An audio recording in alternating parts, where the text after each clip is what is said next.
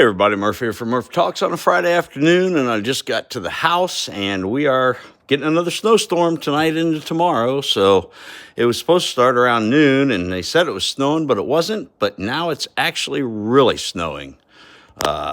So we're going to have another anywhere from 2 to 6 or 7 inches into tomorrow. So going to be another snowblower day, and going to be a lot of plowing and shoveling tomorrow. So hope everybody has a great Friday. Stay inside, keep warm.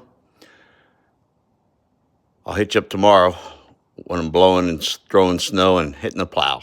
Murph out.